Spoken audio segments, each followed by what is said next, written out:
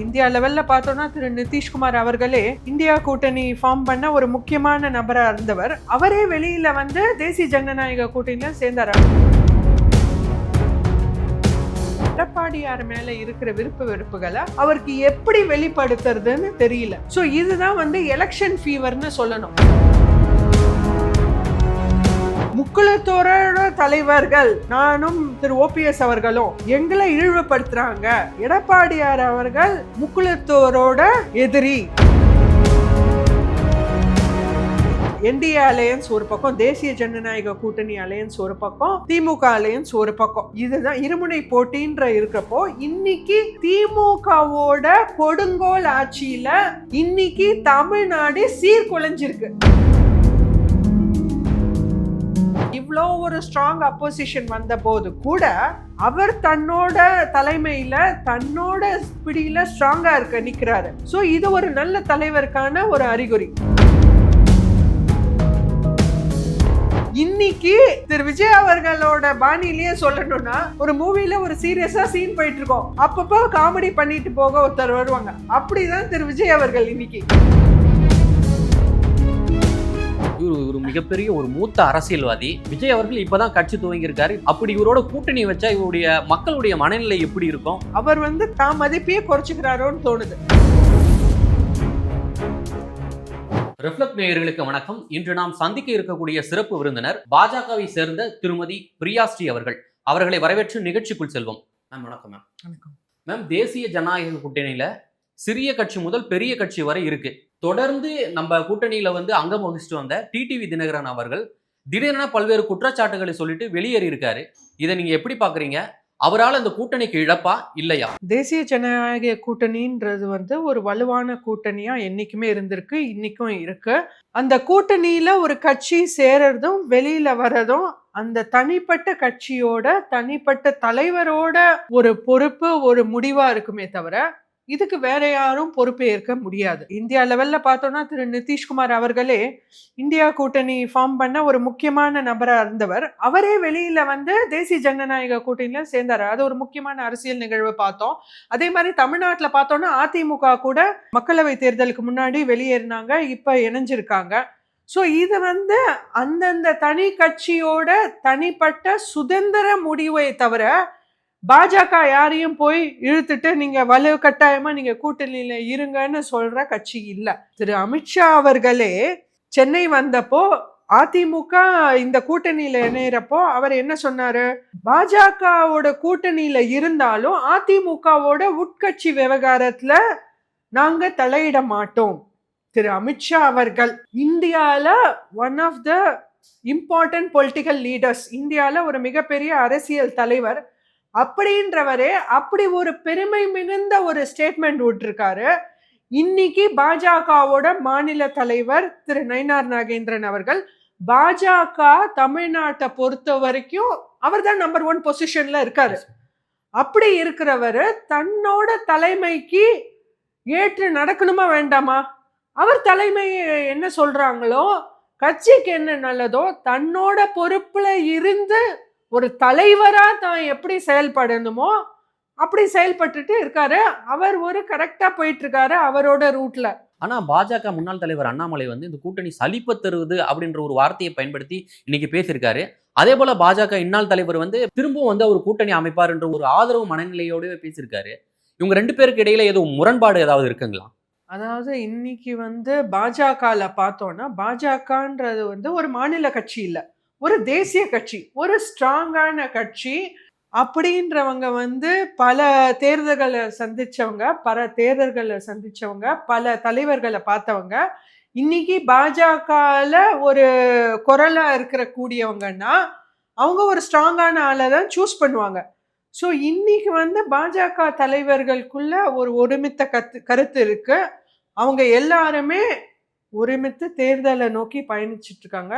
இதுல எந்த கருத்து வேறுபாடும் இல்லை. ஆனா வந்து அண்ணாமலை போன்று நயனாருக்கு வந்து ஒரு கூட்டணியை ஒருங்கிணைக்க தெரியல அப்படின்ற ஒரு குற்றச்சாட்டையும் வச்சிருக்காரு. அதே போல ரொம்ப அகம்பாவத்தோடும் ஆணவத்தோடும் இருக்காரு அப்படின்ற போல ஒரு குற்றச்சாட்டையும் வச்சிருக்காரு. அதாவது திரு டிடிவி தினகரன் அவர்கள் வந்து அவருக்கு ஒரு தனிப்பட்ட வெறுப்பு.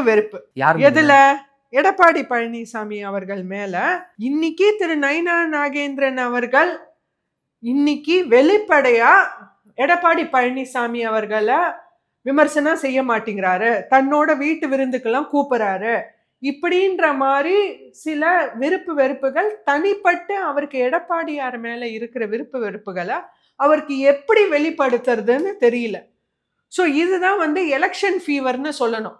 அதாவது இவ்வளோ நாள் பேசாம இருந்தவர் இப்ப எலெக்ஷன் வர சில மாதங்களே இருக்குன்றப்போ இப்ப இது ஒரு அனாவசியமான ஒரு மீடியா அட்டென்ஷன் சீக்கிங் ஒரு சிறு பிள்ளைத்தனமா தான் நான் பார்க்க முடியுதே தவிர, திரு டிடிவி தினகரன் அவர்கள் பழுத்த தலைவர், தமிழ்நாட்டு அரசியல்ல அவர் ஒரு பழுத்த தலைவர், மூத்த தலைவர். அவர் பேசுற பேச்சாவே இது தெரியல. இதுல வேற ஏதோ ஒரு உள்கை இருக்கும்னு தோணுது. இல்லாட்டி அவர் இன்னைக்கு ஒரு தன்னோட உட்கட்சி விவகாரம், தன்னோட விருப்பு வெறுப்புகளை சார்ந்து இந்த வார்த்தைகளை விட வேண்டிய அவசியமே இல்லையா. பாஜக ஒரு மாநில தலைவரா பொறுப்பெடுத்து நடந்து கொண்டு வந்துட்டு இருக்காரு திரு நயினா நாகேந்திரன் அவர்கள். அவங்க எல்லாமே இணைஞ்சு என்டிஏ கூட்டணியில தேர்தல் களத்தை நோக்கி அவங்க பயணிச்சுட்டு இருக்காங்க, அவங்க பணிகளை தொடர்ந்துட்டு இருக்காங்க. இந்த சமயத்துல இவர் அமமுக தலைவரான திரு டிடிவி தினகரன் அவர்கள் இந்த ஒரு சமயத்துல இந்த ஒரு தருணத்துல ஒரு தலைவரா தன்னோட தனிப்பட்ட விருப்பு வெறுப்புகளை தாண்டி கட்சிக்கு எது நல்லது, கூட்டணிக்கு என்ன நல்லது, அவர் தானே விருப்பப்பட்டு போய் கூட்டணியில சேர்ந்தாரு. யாராவது வலுக்கட்டாம இழுத்தாங்களா? அவரா போய் கூட்டணியில சேர்ந்துட்டு அப்போ கூட்டணியில என்ன டெசிஷன் எடுக்கிறாங்களோ, என்ன முடிவுகள் எடுக்கிறாங்களோ, ஒரு தலைவரா அதை நோக்கி பயணிக்க வேண்டியது ஒரு நல்ல தலைவருக்கான அழகு. இத வேறு பக்கமா திருப்பி திரு நயினா நாகேந்திரன் அவர்களை இதுல இழுக்க வைக்கிறது.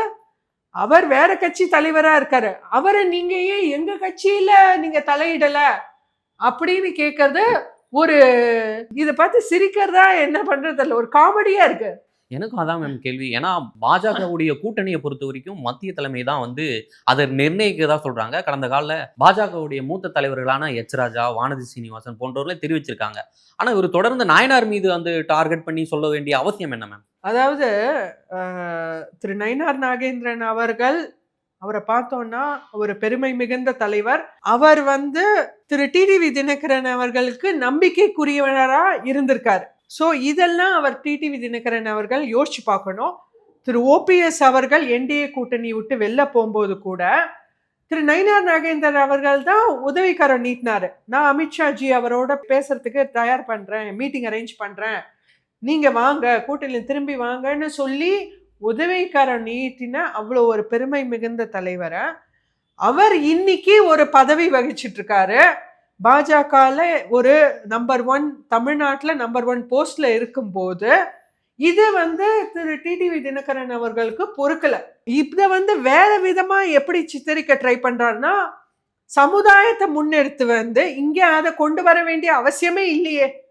முக்குளத்தோரோட தலைவர்கள் நானும் திரு ஓபிஎஸ் அவர்களும் எங்களை இழிவுபடுத்துறாங்க, எடப்பாடியார் அவர்கள் முக்குளத்தோரோட எதிரி அப்படின்ற மாதிரி ஒரு சித்தரிப்பை கொண்டு வர ட்ரை பண்றாரு. எடப்பாடியும் முக்குளத்தூர் சமுதாயத்தை சேர்ந்த நயினார் நாகேந்திரன் ரெண்டு பேரும் ஒரு பரஸ்பர உறவுல தானே இருக்காங்க. எக்ஸாக்ட்லி. அப்புறம் ஏன் இவங்க இப்படி சொல்ல ஒரு குற்றச்சாட்டை வைக்கிறதுக்கு என்ன மேம் காரணம்? அதுதான் சொல்றேன். அது ஒரு தலைவரா அவர் யோசிச்சு பார்க்கணும். இன்னைக்கு அதை அவர் பேசும்போதே அது ஒரு பொய்யான குற்றச்சாட்டுன்றது நிரூபணமே ஆயிடுச்சு. ஏன்னா இன்னைக்கு முக்குளத்தோரோட ஒரு முக்கியமான தலைவர் திரு நயினா நாகேந்திரன் அவர்கள், அவரும் எடப்பாடியாரும் பரஸ்பரமா ஒற்றுமையா நட்போட தான் அவங்க களப்பணி ஆற்றிருக்கிறாங்க.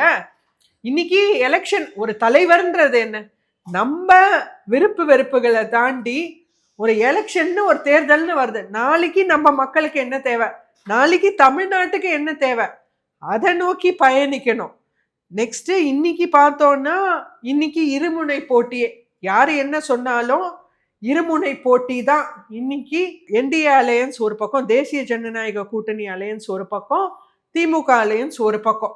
இதுதான் இருமுனை போட்டின்ற இருக்கிறப்போ இன்னைக்கு திமுகவோட கொடுங்கோல் ஆட்சியில இன்னைக்கு தமிழ்நாடு சீர்குலைஞ்சிருக்கு. தமிழ்நாடு சட்ட ஒழுங்கு கேடு கெட்டு இன்னைக்கு தமிழ் மக்கள், சாதாரண பாமர மக்கள் தன்னோட வாழ்வாதாரத்துக்கும் தன்னோட அடிப்படை உரிமைகளுக்கும் இன்னைக்கு நடுத்தெருவுல பிச்சை எடுக்க வேண்டிய ஒரு அவல நிலைக்கு தள்ளப்பட்டிருக்காங்க. இந்த ஒரு கட்சி, இந்த ஒரு துரோக மாடல் ஆட்சி, இந்த ஒரு திமுகவோட வாரிசு அரசியல் 2026 ஒழியணும். இல்லாட்டி தமிழ்நாட்டை ஒழிச்சு கட்டிரும் இந்த திமுக. Okay ma'am. அதாவது முக்குளத்தோருக்கு எதிராகவே இபிஎஸ் ஒரு முன்னிறுத்தி ஒரு அரசியல் செஞ்சுட்டு வந்தாங்க டிடிவி. திடீர்னு முக்குளத்தோருடைய அந்த அந்த அரசியலை நயனார் உடைஸ்டார்னு இவருக்கு மேல கோவமா அவரை வீதிக்கு கொண்டு வர்றதுக்கு இதுதான் ஒரு காரணமா அமைஞ்சிருக்கா? அதாவது திரு டிடிவி தினகரன் அவர்கள் அவர்தான் இதெல்லாம் பேசுறாரான்னு எனக்கு ஒரு கேள்வி எழும்புது. ஏன்னா தமிழ்நாட்டோட ஒரு பழுத்த தலைவர், அவர் நல்ல ஒரு அரசியல்வாதி, அவர் களத்துல ஒரு எலெக்ஷன் வர சமயத்துல இந்த மாதிரி வார்த்தைகளை விட வேண்டிய அவசியமே இல்லை. இன்னைக்கு இதெல்லாம் தாண்டி இப்ப அவர் ஒரு பெதறல்ல இருக்காரு. அவருக்கு என்ன பண்றதுன்னு தெரியல. அவருக்கும் ஒரு உள்கை படுகிறது, அவரோட ஒரு உள்கை இருக்குன்றது இந்த விஷயங்கள்ல தோண வைக்குது. யாரு மேம் உள்கை? யாரு? திமுக தான் கண்டிப்பா. வேற யாரு எதிர்கட்சி? அதனால இன்னைக்கு அவர் ஒரு பெதறல்ல இருக்காரு. அதான் அவரே ஒரு நிலைப்பாடுல இல்ல. ஒரு தலைவரா அவரே ஒரு நிலைப்பாடுல இல்ல. அவரா போய் ஒரு கூட்டணியில சேர்றாரு, அவரா அந்த கூட்டணி விட்டு வெளில வராரு, அதுக்கப்புறம் அவரா வேற ஒருத்தர் மேல பழிய தூக்கி சுமத்துறாரு. இதெல்லாம் எப்படி இருக்கு? அதான் ஒரு தனிப்பட்ட நபரா, நான் இப்ப எனக்கு தமிழ்நாடு அரசியல் பத்தி விவரம் தெரியாது, ஆனா நான் இந்த ஒரு விவரத்தை கேள்விப்படுறேன்னா ஒரு காமெடி பீஸ் மாதிரி தான் தோணுது. இது அவருக்கு என்ன பண்றதுன்னே தெரியல. ஒரு பெதறல்ல இருக்காரு. அதனால மாத்தி மாத்தி ஒரு குற்றச்சாட்டா வச்சு இதுவாவது செல்லுமான்றத எதையாவது புஷ் பண்ணி எதையாவது பண்ணி ஒரு கலைச்சி விடலாம் அப்படின்ற ஒரு உள்நோக்கம் இங்க தோணுது.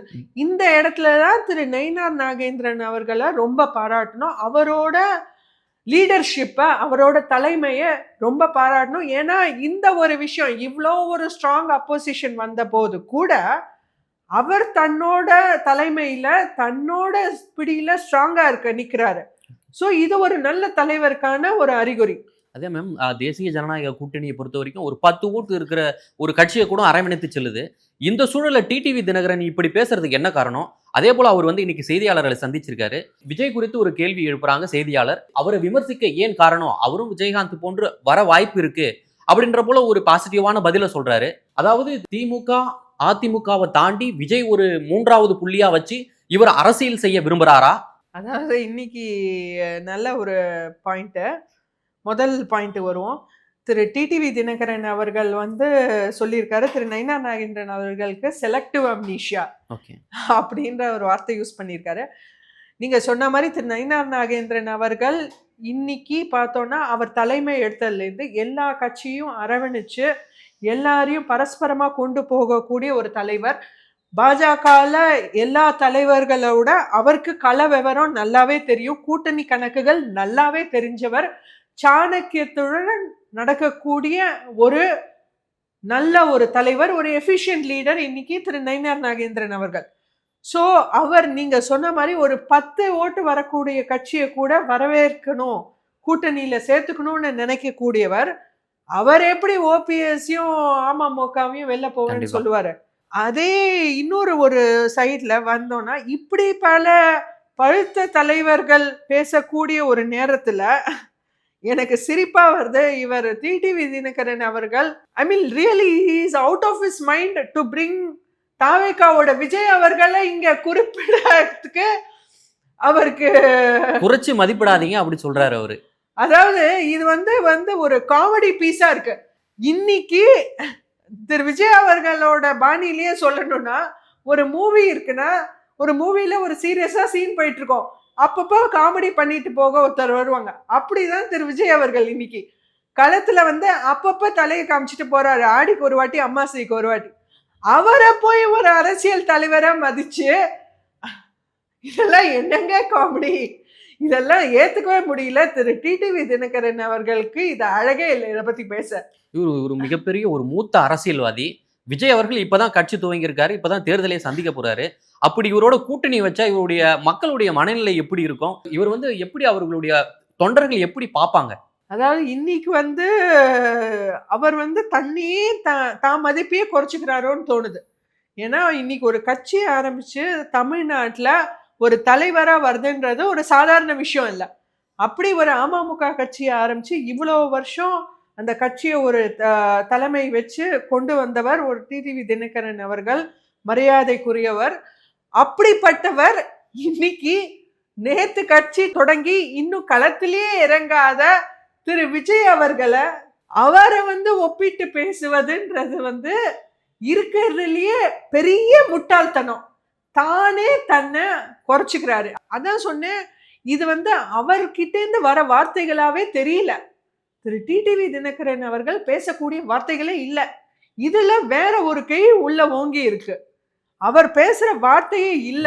டிடிவி தினகரன் வந்து ஆவணம், அகங்காரம் என நாயனார் நாகேந்திரன் மீது கடுமையான விமர்சனங்களை வச்சுன்னு வராரு. ஆனா நாயனார் நாகேந்திரனும் அவர் மீண்டும் கூட்டணிக்கு வருவாரு, ஓபிஎஸும் மீண்டும் நாங்க கூட்டணி பேச்சுவார்த்தைக்கு அழைப்போம் அப்படின்ற போல ஒரு முதிர்ச்சியான வார்த்தைகளை வச்சு பேசியிருக்காரு.